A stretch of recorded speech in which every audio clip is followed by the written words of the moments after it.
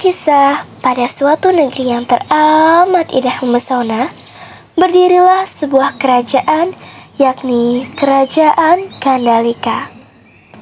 Gandalika dipimpin oleh pemimpin gagah perkasa Raja Baharudin. Mata elang dan kaki kijang raja selalu membuat penduduk menghormatinya. Namun, ada satu kekurangan Raja Baharudin. Telah lama Raja menikahi permaisuri Salika, tetapi belum juga dikaruniai oleh keturunan.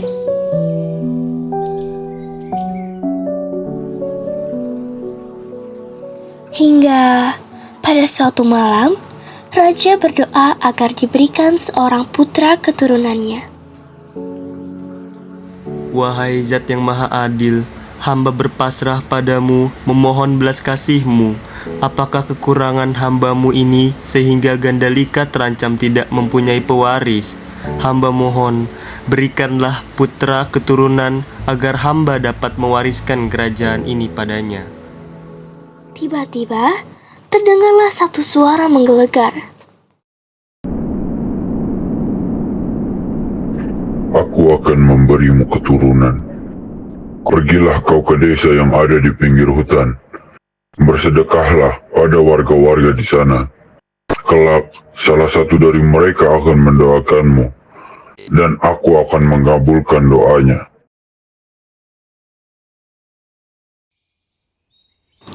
Pagi menjelang, Raja dengan kuda kencananya pergi menuju desa yang dimaksud oleh suara misterius semalam dengan membawa beberapa karung berisi buah, sayur, beras, daging, beserta dinar dan emas.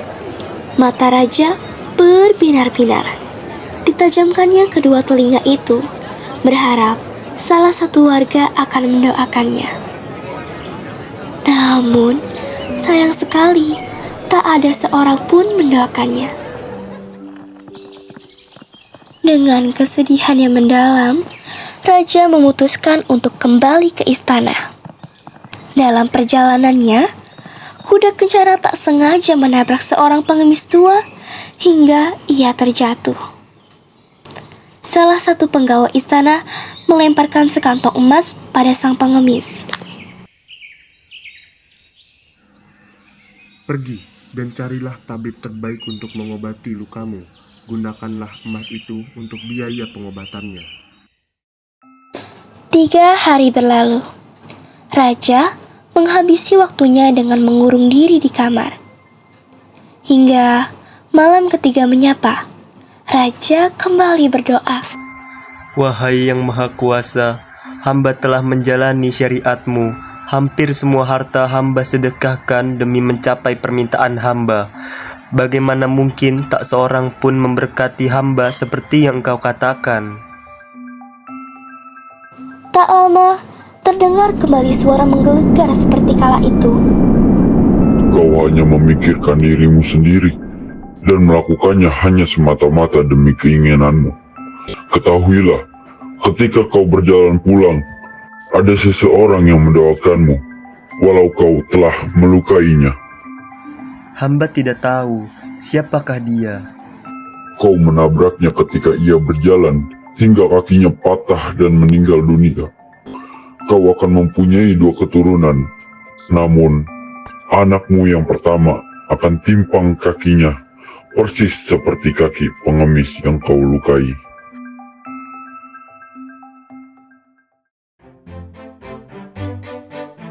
Sebelas bulan kemudian, lahirlah seorang putra pertama Gandalika yang diberi nama Abu Sharshah. Sayangnya, anak itu lahir dalam keadaan yang tidak sempurna di bagian kakinya. Dan 3 tahun berjalan, permaisuri Salika kembali menimang anak keduanya yang bernama Abu Khorsyah. Abu Khorsyah lahir dalam keadaan yang sangat sempurna dan sehat.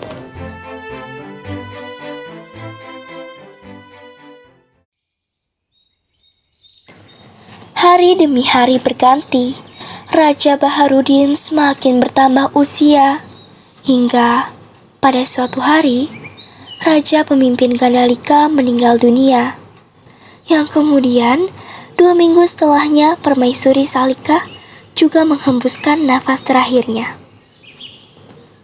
Selama raja hidup, 27 tahun hidup Abu Syarsha, ia selalu mendapat perilaku yang berbeda dari ayahnya. Karena keterbatasan fisik, Abu Horsha pun selalu mendapat perhatian yang lebih darinya. Jauh-jauh hari sebelum hari wafatnya raja meninggalkan wasiat agar Abu Horsha menggantikan posisinya sebagai raja pemimpin Gandalika. Sedangkan Abu Syarsha dinobatkan sebagai Perdana Menteri. Abu Syarsha tentu iri dengan adiknya. Ia memikirkan segala cara untuk menyingkirkan adiknya. Di tahun ketiga kepemimpinan Abu Horsha berkehendak untuk melintasi suatu dusun terpencil untuk perayaan pesta panen. Namun, karena kondisi fisik yang tidak memungkinkan, Abu Horsha meminta bantuan Abu Syarsha untuk menggantikannya menghadiri acara tersebut. Tentu saja, Abu Horsha senang bukan main.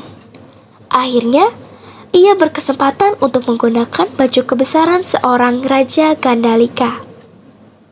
Saking senangnya, ia sampai melupakan rencana busuk membunuh adiknya yang ia buat kemarin dengan seorang kepala perampok.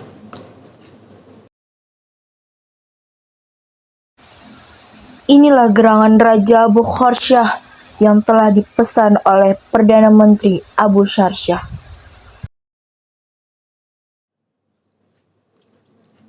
Sesaat ia melemparkan anak panahnya, kepala perampok itu menyadari bahwa yang ia lukai bukanlah Abu Horsha, melainkan Abu Syarsha. Orang yang mengajaknya membuat rencana pembunuhan kepada Raja Gandalika.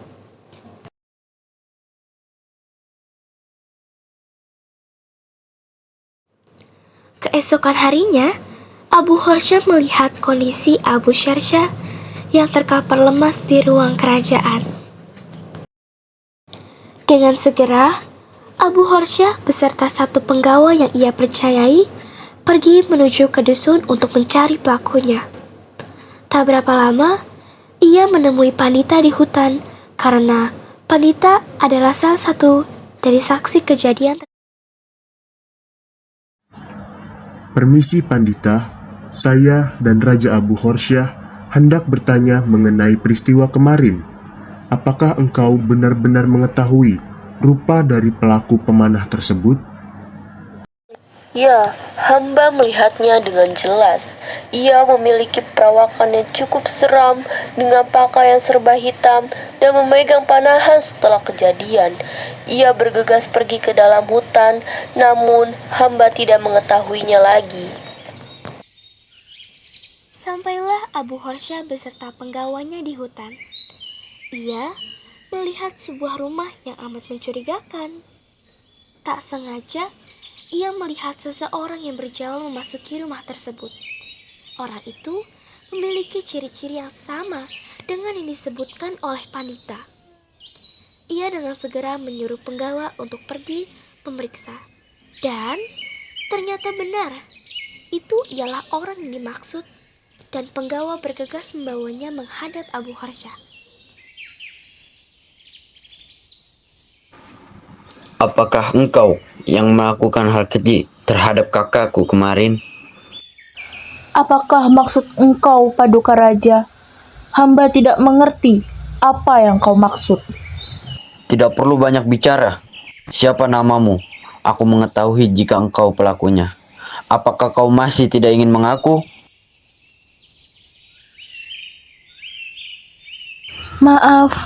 Maafkan hamba, wahai Paduka Raja. Memang benar bahwa hamba yang melakukannya, tetapi hamba hanya melakukan perintah Perdana Menteri Abu Syarsha untuk memanah Paduka Raja saat acara panen berlangsung. Namun, Hamba juga tidak mengetahui bahwa yang hadir pada saat itu adalah sang Perdana Menteri, Abu Syarsya. Nama hamba adalah Mardubi. Setelah mendengar penjelasan Mardubi, Raja merasa sangat kecewa dan bergegas kembali ke kerajaan untuk menemui kakaknya Abu Syarsya. Usai menemui Abu Syarsya di kerajaan, ia langsung bertanya kepada Abu Syarsya.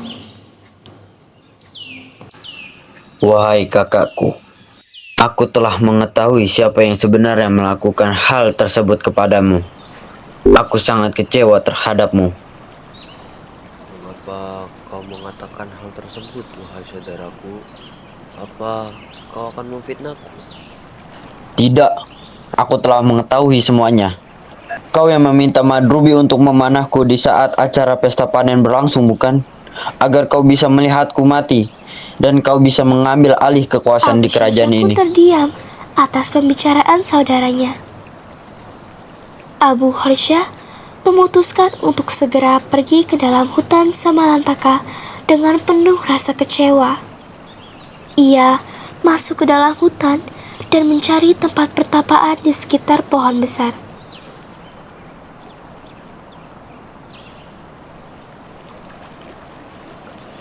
Saat ia bertapa, ia mengalami banyak kejanggalan, dimulai dari bisikan-bisikan misterius hingga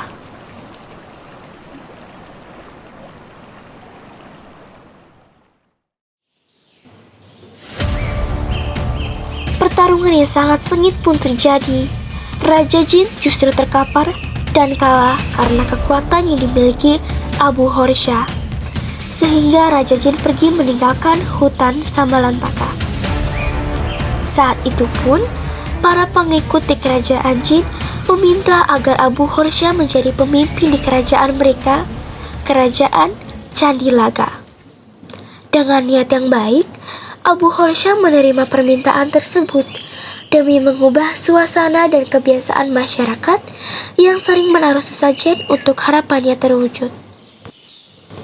6 bulan berjalan, Gandalika yang kini dipimpin oleh Abu Syarsya berangsur-angsur memburuk. Ekonomi dan kehidupan sosial warga sangat menurun. Berbeda dengan Candilaga yang dipimpin oleh Abu Horsya, semua masyarakat yang bermukim di hutan Samalantaka dapat hidup dengan makmur.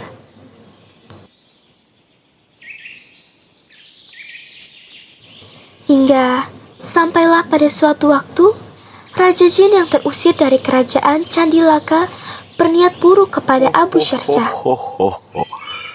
Ternyata inilah gerangan Abu Syarsya, kakak dari Abu Horsya itu. Melihat fisiknya saja, aku yakin aku akan berhasil memperbudaknya.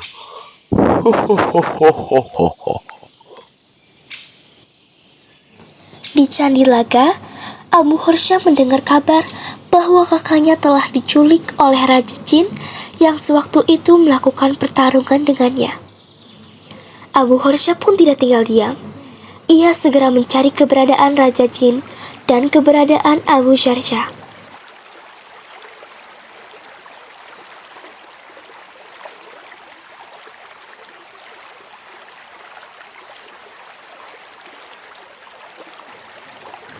Setelah bertemu dengan Raja Jin, Abu Horsya melakukan perlawanan kepada Raja Jin untuk menyelamatkan kakaknya.